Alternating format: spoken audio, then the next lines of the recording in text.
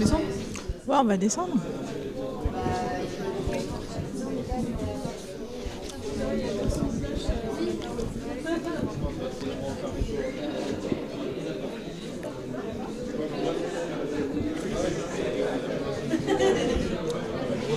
Nous, sur Paris, avec la chaire de philosophie à l'hôpital, l'université des patients, la structure de POC, de Proof of Concept, d'expérimentation, on fait en fait la même chose, différemment, mais la même chose que cette invention ici de Pasteur par l'usage d'abord.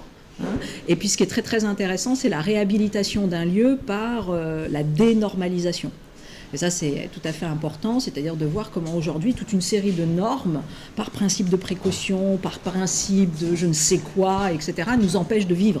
Nous empêchent de vivre, nous empêchent d'habiter les lieux, et que le soin, le prendre soin, c'est pas rajouter des normes sur des normes sur des normes. Donc on va rentrer dans un process de dénormalisation, c'est ce qui s'est fait ici, puisque Sophie Ricard, elle est venue ici il y a 6 ans, et puis avec toutes les parties prenantes, ils ont démontré par l'usage qu'on pouvait fonctionner différemment, qu'on pouvait prendre soin des personnes, du lieu, des activités futures qui allaient s'y jouer, publiques et privées, associatives et institutionnelles, puisque c'est ce qui va se passer ici en 2020. Et ça, pour moi, c'est absolument, en termes de protocole, de gouvernance, etc., c'est absolument passionnant. C'est un laboratoire. Et c'est ce que on essaye de faire sur Paris.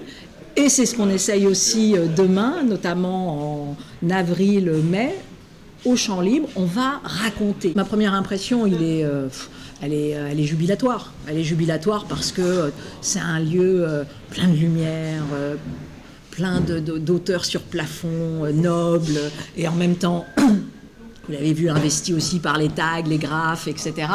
Mais il n'y a absolument aucun sentiment de désordre, de saleté.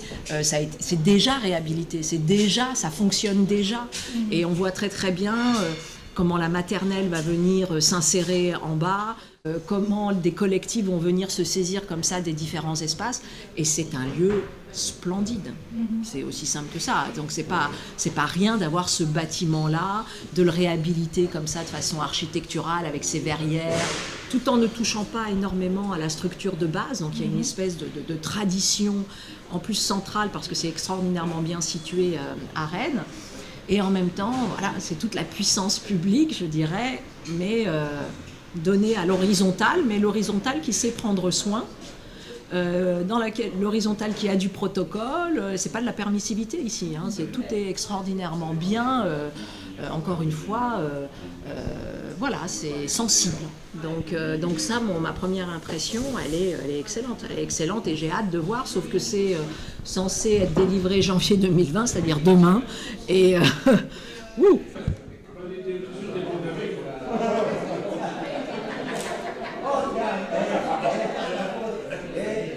Et puis en plus, c'est vrai qu'on ne va pas se mentir, la nourriture, la malbouffe, tout ça, c'est véritablement un terrain qui manque de soins.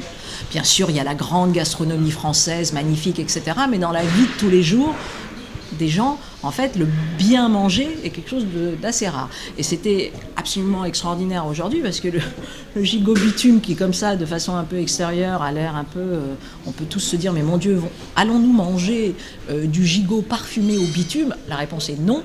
Il est cuit d'une certaine façon, grâce effectivement au bitume, mais il est confit et c'était absolument un bonheur.